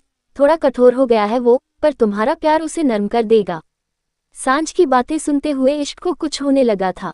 वो अपनी आंखों से आंसू रोक नहीं पा रही थी, इसीलिए उसने जल्दी से सांझ के हाथों को अपने चेहरे से हटाया और बोली, आप फिक्र मत कीजिए, सब ठीक हो जाएगा, अब मुझे चलना होगा। बोलकर वो तेज कदमों के साथ घर से बाहर चली गई। सांझ उसे जाते देखती रह गई। वहीं दूसरी तरफ रेलिंग पर लगकर खड़ा अग्नि सांझ और इश्क की बातें ही सुन रहा था। वो रेलिंग पर अपना हाथ कसते हुए बोला, अब मेरे बारे में बात करना भी तुम्हें पसंद नहीं है क्या? एंग्री बर्ड पर जो लोग मुझसे दूर भागते हैं, उनके करीब रहना मुझे बहुत पसंद है। बोलते हुए उसके चेहरे पर डेविल एक्सप्रेशन थे। वो रूम के अंदर आया और ऑफिस के लिए तैयार होने लगा। कुछ देर बाद सूर्या अपनी गाड़ी में था और सूर्या अपने फोन पर कुछ देख रहा था। तभी उसके पास उसके पर्सनल असिस्टेंट का कॉल आया। असिस्टेंट ने सामने से कुछ कहा, जिसे सुनकर सूर्या के चेहरे पर हैरानी भरे एक्सप्रेशन थे। वो अपने असिस्टेंट से फोन पर बोला, पर डॉक्टर वर्मा मुझसे क्यों मिलना चाहते हैं? सामने से असिस्टेंट ने कुछ कहा तो सूर्या थोड़ा गंभीर होते हुए बोला, जल्दी से मीटिंग फिक्स करो। बोलकर उसने कॉल डिस्कनेक्ट कर दिया और धीरे से बदबदाते हुए बोला, इश्क के बारे में क्या बात हो सकती है? जब 115 इश्क और Surya city hospital. Surya doctor के केबिन में बैठा था और उसके चेहरे पर परेशानी झलक रही थी। अभी अभी डॉक्टर ने उससे जो कुछ भी कहा था, वो सुनकर सूर्या एकदम सुन्न रह चुका था। उसका दिल जैसे एक पल के लिए अपनी धड़कन भूल गया हो। उसे बहुत बड़ा झटका लगा था। सूर्या ने डॉक्टर से पूछा, इश्क को कुछ भी नहीं होना चाहिए, आप जल्द से जल्द इश्क का ट्रीटमेंट शुरू कीजिए, जितना पैसा लगे लगाए, बाहर से डॉक्टर बुलवाए, दवाई जो चीज़ चाहिए मुझसे कहिए, लेकिन इश्क को कुछ भी नहीं होना चाहिए, कुछ भी नहीं होना चाहिए। डॉक्टर बोलते हुए उसकी सांस गहरी हो चुकी थी, जैसे उसकी सांसें उखड़ रही हो। सूर्या की बात सुनते हुए डॉक्टर के चेहरे पर निराशाजनक एक्सप्रेशन थे। उन्होंने अपने हाथ टेबल पर रखे हुए थे और अपनी उंगलियों को आपस में उलझाया हुआ था। वो सूर्या की तरफ देखते हुए बोले, मिस्टर राठौर, मैं इश्क का ट्रीटमेंट तब शुरू करूंगा ना जब वो अपना ट्रीटमेंट करवाना चाहेगी। सूर्या को एक और झटका लगा। वो हैरानी भरे एक्सप्रेशन के साथ बोला, क्या मतलब? आप कहना क्या चाहते हैं डॉक्टर? डॉक्टर ने एक फाइल सूर्या के सामने की और सूर्या को वो फाइल चेक करने के लिए कहा। उस फाइल पर इश्क की मेडिकल रिपोर्ट थी, साथ ही साथ कुछ और चीजें भी लिखी हुई थी। वो फाइल देखते हुए सूर्या की आंखें बड़ी हो गई। डॉक्टर सूर्या की तरफ देखते हुए बोले, इश्क ने अपना ट्रीटमेंट करवाने से मना कर दिया है और अब उसके पास ज्यादा वक्त भी नहीं है, ज्यादा से ज्यादा 1 महीना या शायद उससे भी कम। 1 महीने की बात सुनकर सूर्या ने अपने माथे पर अपना हाथ रख लिया। अब उसे समझ आया कि क्यों इश्क ने अग्नि से 1 महीने का वक्त मांगा। उसकी आंखें लाल होती जा रही थी, लेकिन एक गहरी सांस लेकर उसने खुद को संभाला। उसने फाइल को बंद किया और बोला, ऐसा नहीं हो सकता, आप ट्रीटमेंट की तैयारी शुरू कीजिए। इश्क को कुछ भी नहीं होना चाहिए डॉक्टर, अगर उसे कुछ हुआ तो सब खत्म हो जाएगा। डॉक्टर ने अपना चेहरा नामे हिलाया और बोला, सॉरी मिस्टर राठौर, लेकिन मैं कुछ भी नहीं कर सकता। जब तक खुद इश्क अपने ट्रीटमेंट के लिए नहीं मानते हम जबरदस्ती कुछ नहीं कर सकते, क्योंकि इसमें उनकी लाइफ जाने के चांसेस हैं। हमें उनकी और उनकी फैमिली की परमिशन चाहिए। सूर्या अपनी जगह से उठा और बोला, इश्क अपना ट्रीटमेंट करवाएगी, मैं खुद उसे आपके पास लेकर आऊंगा और तब उसके ट्रीटमेंट में कोई कमी नहीं रहनी चाहिए। मैं उसे कुछ नहीं होने दूंगा। बोलते हुए सूर्या की आवाज सर्द भी थी और हल्का हल्का कहां पर भी रही थी। वो तुरंत डॉक्टर के केबिन से बाहर निकला। वहीं दूसरी तरफ राठौर इंडस्ट्रीज, इश्क अपने केबिन में कुछ ढूंढ रही थी, लेकिन तकरीबन आधे घंटे से वो चीज लगातार ढूंढते रहने के बाद भी उसे वो चीज नहीं मिल रही थी। वो एक फाइल थी जो आज की एक बिजनेस मीटिंग में बहुत जरूरी थी, लेकिन वो फाइल कहीं भी नहीं मिल रही थी। उसने अपना पूरा केबिन छान लिया था, इसी वजह से उसका सिर दर्द होने लगा था। आखिर में वो अपनी चेयर पर बैठी और अपने सिर पर अपने दोनों हाथ रख लिए। तभी केबिन का दरवाजा खुला, जो कि उसे आवाज से पता चला। उसने नजरें उठाकर सामने की तरफ देखा तो उसे सब कुछ धुंधला नजर आ रहा था। उसे पूरी तरह से दिखाई नहीं दे रहा था कि छोटी ही केबिन के दरवाजे पर कौन है। उसे इस तरह से देखकर सूर्या एक पल के लिए उसे देखता ही रह गया। इश्क को देखते हुए ही उसकी तकलीफ का अंदाजा सूर्या को हो रहा था। इश्क ने अपना सर झटकाया और अपनी आंखें बंद की। कुछ देर बाद उसने अपनी आंखें खोली तो सूर्या बिल्कुल उसके पास खड़ा था। इश्क अपना चेहरा ऊपर की तरफ उठा उसे ही देख रही थी। सूर्या उसे देखते हुए बोला, क्या हुआ, सर दर्द हो रहा है क्या? इश्क धीमे से बोली, सर आप यहाँ? सूर्या एक बार फिर से बोला, हाँ मैं यहाँ। क्या हुआ, कुछ ज्यादा ही सिर दर्द हो रहा है क्या? इश्क ने अपना चेहरा नामे हिलाया और बोली, नहीं वो बस थोड़ा सा। बोलते हुए उसे हिचकिचाहट सी हो रही थी। सूर्या को अपने इतना पास देखकर उसे थोड़ा अजीब लग रहा था और सूर्या का चेहरा जिस तरह से एक्सप्रेशनलेस था, उसे कुछ समझ नहीं आ रहा था। वो अपनी जगह से उठकर खड़ी हो चुकी थी। सूर्या उसे देखते हुए बोला, तो इस सर दर्द का इलाज क्या है? इश्क हल्का सा मुस्कुराए और बोली, मैं दवाई ले लूंगी सर, अभी कुछ ही देर में ठीक हो जाएगा, आप फिक्र मत कीजिए। सूर्या का चेहरा हल्का हल्का कांपने लगा। उसने इश्क के सिर के ऊपर अपना हाथ रखा और बोला, ये सिर दर्द यूं ही नहीं जाएगा इश्क, तुम भी जानती हो इसका इलाज करवाना जरूरी है, जो तुम नहीं करवा रही। इश्क के हाथ पैर कांपने लगे थे।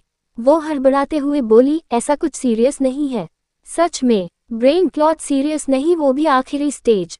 जो तुम्हारी लाइफ थ्रेट है उसे तुम बिल्कुल नॉर्मल कह रहे हो। तुम जानती हो ना तुम किस कंडीशन में हो, तुम फिर भी इतनी केयरलेस हो रही हो क्यों? इश्क सूर्या की बात सुन रही थी, लेकिन ना कुछ रिएक्ट कर पा रही थी और ना ही कुछ बोल पा रही थी। वो धड़ाम से अपनी चेयर पर बैठी तो सूर्या उसे देखते हुए बोला, तुम अभी इसी वक्त मेरे साथ हॉस्पिटल चल रही हो और अपना ट्रीटमेंट शुरू करवा रही हो, और मैं तुम्हें मुंह से ना इनकार सुनना चाहता हूं और ना सुनूंगा। मैं तुम्हें कुछ नहीं होने दे सकता। बोलते हुए सूर्या ने उसका हाथ अपने आप ही अपने हाथ में ले लिया। इश्क ने जल्दी से अपना हाथ पीछे खींचा और बोली, नहीं सर, आपको शायद कोई गलतफहमी हुई है, मुझे ऐसा। अभी वो बोल ही रही थी कि सूर्या ने अपने हाथों में पकड़ी हुई फाइल उसकी तरफ बढ़ा दी। इश्क की आंखें एक बार फिर से पत्थर हो गई। उसकी आंखों से आंसू बहने लगे। सूर्या उसे देखते हुए बोला, अभी भी तुम मुझसे यही कहोगी कि ये सब झूठ है? तुम क्यों अपना ट्रीटमेंट नहीं करवाना चाहती? तुम जानती हो ना कि अगर तुमने अपना ट्रीटमेंट नहीं करवाया तो क्या होगा? इश्क हल्का सा हंसी। उसके होठों पर हंसी देखकर सूर्या एकदम हैरान रह गया। इश्क मायूसी से बोली, मैं ट्रीटमेंट करवा कर क्या करूंगी सर? अगर किसी को बीमारी होती है तो उस बीमारी का इलाज इसलिए करवाया जाता है ताकि वो इंसान जिंदा रह सके, क्योंकि वो इंसान जीना चाहता है, लेकिन मैं जीना ही नहीं चाहती, तो मैं किस लिए ट्रीटमेंट करवाऊं? सूर्या उसकी बात सुनकर उसे देखता ही रह गया। अब वो गुस्से से बोला, चुप, एक लफ्ज और नहीं कहोगी तुम। अभी इसी वक्त मेरे साथ चलो, मैं तुम्हें तकलीफ में नहीं देख सकता और ना ही मैं तुम्हें कुछ होने दे सकता हूँ। सूर्या की आखिरी बात सुनकर इश्क के आंसू एक बार फिर से बह गए। वो बड़ी ही मासूमियत से बोली, मेरी तकलीफ से अगर किसी को तकलीफ होती तो शायद ये नौबत ही नहीं आती सर, लेकिन अब बहुत देर हो गई है। अब मैंने जीने की ख्वाहिश और किसी और से उम्मीद दोनों ही छोड़ दी है। मैं मानती हूँ मैं आपके आश्रम की सदस्य हूँ और आप पक्के ऑफिस की एम्प्लॉय, तो आप मेरे लिए फिक्रमंद है, लेकिन प्लीज मुझे मेरे हाल पर छोड़ दीजिए। सूर्या उसे देखते हुए बोला, तुम मेरी बेटी हो इश्क, मैंने कहा था तुमसे कि अग्नि और तुम में मेरे लिए कोई फर्क नहीं, और तुम जानती हो अगर अग्नि को पता लगेगा कि तुम इस हालत में हो तो उस पर क्या असर होगा, उसे कितनी तकलीफ पहुंचेगी। वो प्यार करता है तुमसे और तुम खुद को उससे ही दूर कर रही हो। उसकी बात सुनकर इश्क एक बार फिर से हंसी और बोली, आप किसे झूठ बोल रहे हैं सर? क्या आपको सच में लगता है कि वो मुझसे प्यार करते हैं? मुझे भी यही गलतफहमी है। बड़ी खूबसूरत है ये गलतफहमी, लेकिन है तो गलतफहमी ना हो सकता है। वो मुझसे प्यार करते हैं लेकिन मेरे साथ जीना नहीं चाहते, मुझे छोड़ देना चाहते हैं, मुझसे डिवोर्स मांग रहे हैं, तो मैं कैसे मानूं कि वो मुझसे प्यार करते हैं? उन्हें इस रिश्ते से आज़ादी चाहिए तो मुझे तो उनकी ख्वाहिश का ध्यान रखना है ना। वो मेरे साथ नहीं रहना चाहते तो मैं उन्हें छोड़कर चली जाऊंगी। अब मैं सिर्फ उन्हें छोड़कर जाऊं या इस दुनिया को छोड़कर, क्या ही फर्क पड़ता है? सूर्या ऊंची आवाज में बोला, फर्क पड़ता है इश्क, बहुत फर्क पड़ता है। वो जी नहीं पाएगा तुम्हारे बिना। तुम्हें गलतफहमी नहीं है, वो सच में तुमसे प्यार करता है, मैंने उसकी आंखों में देखा है। इश्क हल्का सा मुस्कुरा कर बोली, उनकी आंखों में तो अपने लिए नफरत भी बहुत देखी है मैंने। उनकी आंखों और उनके होंठों पर कभी भी एक जैसी बात नहीं होती। उन्हें लगता है कि मैं उनकी कमजोरी बन जाऊंगी, अगर उनके साथ रहूंगी तो उनको कमजोर कर दूंगी, लेकिन वो ये नहीं समझते कि प्यार कभी भी कमजोरी नहीं होता। अगर हम किसी से प्यार करने के बाद भी उस प्यार को एक्सेप्ट नहीं कर सकते तो वो प्यार प्यार नहीं होता। वो मेरे साथ नहीं रहना चाहते तो मैं भी उन्हें जबरदस्ती अपने साथ नहीं रख सकती, और उनके बिना जीना तो मेरे लिए मुश्किल ही नहीं नामुमकिन है। इसीलिए जो होने जा रहा है प्लीज उसे होने दीजिए। सूर्या एक्सप्रेशनलेस होकर बोला, मैं ऐसा कुछ नहीं होने दूंगा। ठीक है, मेरी बात नहीं मान रही हो ना तुम, तो अब तुम्हें अग्नि ही समझाएगा। देखता हूं तुम उसकी बात को कैसे नहीं मानती। बोलकर वो वहां से जाने लगा। इश्क तुरंत उसके सामने आए और जल्दी से उसका हाथ पकड़कर अपने सिर पर रख लिया। सूर्या ने अपना हाथ पीछे खींचना चाहा लेकिन इश्क रोते हुए बोली, आपको मेरी कसम पापा, अगर आपने उन्हें कुछ बताया तो। उसके मुंह से अपने लिए पापा सुनकर सूर्या जैसे एक पल के लिए बिल्कुल शांत हो गया हो। इश्क फिर से रोते हुए ही बोली, आपने मुझसे कहा था ना कि मैं आपकी बेटी हूँ, मैं आपको पापा कहूँ तो आज मैंने आपको पापा कहा है, और आज पहली बार आपकी बेटी आपसे कुछ मांग रही है। आप चाहते हैं ना कि मैं जिंदगी भर खुश रहूं, तो बस समझ लीजिए कि 1 ही महीने की जिंदगी है मेरे पास, और बस 1 महीना मुझे खुश रहने दीजिए। बस 1 महीना इस गलतफहमी में रहने दीजिए कि हाँ मिस्टर फायर मुझसे प्यार करते हैं। मैं नहीं जीना चाहती और प्लीज मुझे मजबूर मत कीजिए। सूर्या उसकी आंखों में देखते हुए बोला, मैं तुम्हें खुद के साथ ये नाइंसाफी नहीं करने दे सकता इश्क। ये गलत है तुम्हारे साथ भी और अग्नि के साथ भी। इश्क भी उसकी आंखों में देखते हुए बोली, अगर आपने मिस्टर फायर से कुछ कहा तो मैं ये 1 महीना भी खुद से छीन लूंगी पापा। अब आप खुद देखिए कि आपको मुझे 1 महीना भी देना है या मुझसे ये 1 महीना भी छीन लेना है। आखिरी बार कह रही हूँ आपसे, आपको कसम है मेरी, अगर आप मिस्टर फायर को कुछ भी कहे तो। सूर्या जैसे पत्थर की तरह अपनी जगह पर जम गया हो। वो इस वक्त खुद को इतना ज्यादा हेल्पलेस फील रहा था जितना ज्यादा उसने कभी अपनी पूरी जिंदगी में ना किया हो। उसे ऐसा लग रहा था जैसे न सिर्फ इश्क बल्कि इश्क और अग्नि दोनों की ही जिंदगी उसके हाथों से निकल रही हो और वो कुछ नहीं कर पा रहा। इश्क रोते हुए बोली, मेरी इस बात को मेरी आखिरी ख्वाहिश मानकर ही पूरी कर दीजिए। बोलते हुए उसकी वो मासूम सी आवाज कांप रही थी। सूर्या के हाथ की मुठ्ठियां कस गई। उसने इश्क के सर से अपना हाथ हटाया और तेज कदमों के साथ वहां से चला गया। इश्क उसके जाने के बाद घुटनों के बल नीचे जमीन पर बैठ गई और उसके आंसू उसके गालों को भिगोने लगे। इश्क रोते हुए बोली, जिंदगी का भरोसा तो वैसे भी नहीं होता ना, और ऐसी जिंदगी का करूंगी ही क्या जिसमें आप ना हो। अगर मैं आपके साथ रही तो आपको लगता है कि आप कमजोर पड़ जाएंगे, और अगर मैं आपके साथ ना रही तो मैं खत्म ही हो जाऊंगी। इससे अच्छा है कि मैं आपकी ख्वाहिश पूरी कर दूं, आपसे हमेशा हमेशा के लिए दूर चली जाऊं, इतना दूर कि आप चाहे भी तो मैं आपके पास वापस न सकूं। बहुत तड़पा रहे हैं ना आप मुझे, तो थोड़ा आप भी तड़पिएगा। इस इश्क को इतना तो गुरूर है अपने इश्क पर कि कभी ना कभी तो आप याद करेंगे मुझे। आप नहीं थे मेरी जिंदगी में तो जिंदगी थी। आप जिंदगी में जिंदगी बनकर आए और जिंदगी ही खत्म हो गई। जैसे ही सूर्या की गाड़ी राठौर इंडस्ट्रीज से बाहर निकली, अग्नि की गाड़ी राठौर इंडस्ट्रीज की पार्किंग एरिया में आकर पार्क हुई और अग्नि गाड़ी से बाहर निकला। लिफ्ट से होता हुआ वो अपने केबिन में आया और आते ही उसने सबसे पहले इश्क को बुलाने के लिए बेल बजाए। इश्क अभी भी अपने घुटनों के बल बैठी रो रही थी। उसे बैल की आवाज सुनकर वो जल्दी से अपनी जगह से उठी और अपने आंसू साफ करने लगी। उसका सर एक बार फिर से जोरों से दर्द होने लगा था, लेकिन वो खुद को संभालने की पूरी कोशिश कर रही थी। उसने एक गिलास पानी का पिया और गहरी लंबी सांस ली। तभी बेल एक बार और बजी। वो जल्दी से अपने केबिन से बाहर निकल कर अग्नि के केबिन में आई। दरवाजे पर आकर उसने दरवाजा नॉक किया और अंदर आई। अग्नि उसे देखते हुए बोला, मुझे लगता है तुम किसी और के ख्यालों में इतना खो जाती हो कि तुम्हें और कुछ याद ही नहीं रहता। लेकिन एंग्री बर्ड, ये ऑफिस है, तुम्हारी ख्वाबों की दुनिया नहीं। इश्क अपना चेहरा झुकाए हुए बोली, सॉरी सर।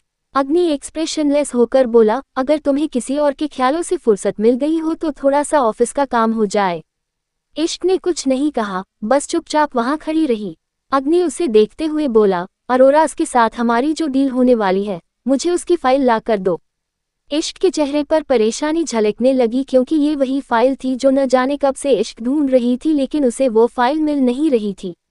इश्क खुद उसे फाइल को कहीं पर रखकर भूल चुकी थी और अब उसे याद नहीं आ रहा था कि उसने वो फाइल कहाँ रखी है, लेकिन फिर भी वो अपना चेहरा झुकाए ही बोली, ओके सर, बोलकर वो वहां से जाने लगी। अग्नि उसे देखते हुए बोला, फाइल लेकर तुरंत से मेरे केबिन में आना, कहीं वापस से किसी के ख्यालों में मत खो जाना। अग्नि की बात सुनकर एक पल के लिए इश्क के कदम रुक, लेकिन फिर वो चुपचाप केबिन से बाहर चली गई। उसके जाने के बाद अग्नि ने टेबल पर रखा अपना फोन उठाया और पारस को कॉल किया। जैसे ही पारस ने कॉल रिसीव किया, अग्नि बोला, मुझे इश्क के बारे में एक इन्फॉर्मेशन चाहिए। जैसे ही अग्नि ने कहा, पारस को लगा शायद वो उससे शक के बारे में वो पूछना चाहता है जो वो न जाने कब से अग्नि को बताना चाहता है, लेकिन अग्नि सुनने को ही तैयार नहीं था।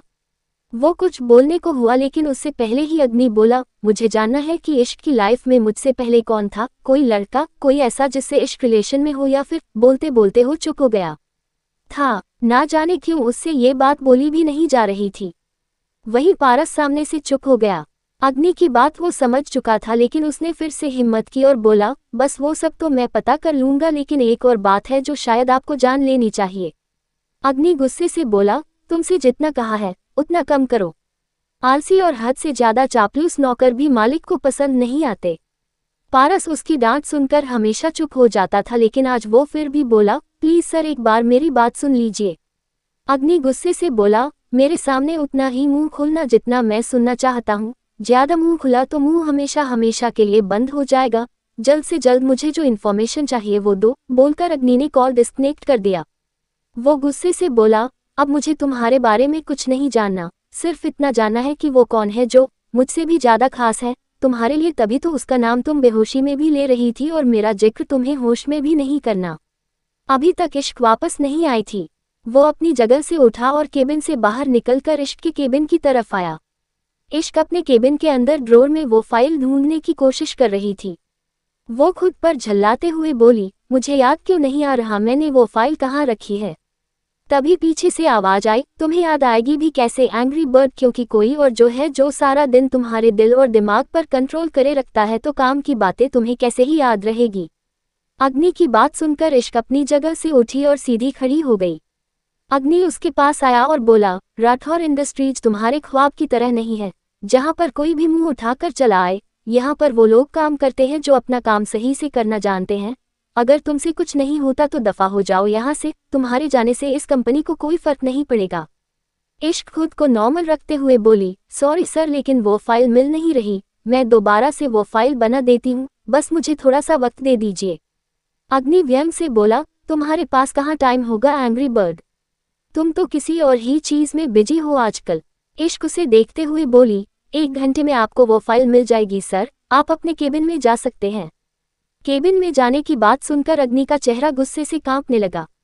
इश्क वहां से जाने लगी, लेकिन अग्नि ने उसका हाथ पकड़कर उसे रोका और उसकी कलाई को मरोड़कर उसकी पीठ से लगाते हुए बोला, तुम कौन होती हो मुझे बताने वाली कि मुझे कब कहाँ जाना चाहिए? तुम्हारी औकात क्या है मेरे सामने? इश्क उसका गुस्सा देखकर हैरान थी। उसका चेहरा हल्का सा ऊपर की तरफ उठा हुआ था। वो अग्नि को ही देख रही थी। अग्नि उसके चेहरे पर झुका और बोला, अपनी औकात मत भूलो एंग्री बर्ड, माना बहुत कुछ हुआ है हमारे बीच, लेकिन ये मत भूलना कि तुम हो कौन। अग्नि सिंह राठौर पर कोई हुकूमत नहीं चला सकता और तुम तो चीज ही क्या हो। बोलते हुए अग्नि ने उसकी कलाई को एक झटके से छोड़ दिया। इश्क ने अपनी कलाई की तरफ देखा जहां पर अग्नि की लाल उंगलियां छप चुकी थी। अग्नि गुस्से से बोला, आधे घंटे के अंदर अंदर मुझे वो फाइल चाहिए, नहीं मिली तो मैं खुद नहीं जानता कि मैं तुम्हारे साथ क्या करूंगा। इश्क हैरानी से उसे देखती रह गई, क्योंकि जो फाइल अग्नि मांग रहा था वो इतनी आसानी से नहीं बन सकती थी। बहुत सारी इन्फॉर्मेशन और डिटेल्स चाहिए थी जिसके लिए कम से कम 2 घंटे का वक्त चाहिए था, लेकिन फिर भी इश्क ने 1 घंटे का बोल दिया था। उससे कम टाइम में तो वो फाइल बनना इम्पॉसिबल था। अग्नि उसे घूरते हुए वहां से चला गया। अग्नि के जाते ही इश्क लड़खड़ा कर नीचे गिरने को हुई। उसने अग्नि के सामने बहुत मुश्किल से खुद को संभाल रखा था। उसके सामने उसे हर एक चीज घूमती हुई लग रही थी। तभी कैबिन का दरवाजा एक बार फिर से खुला।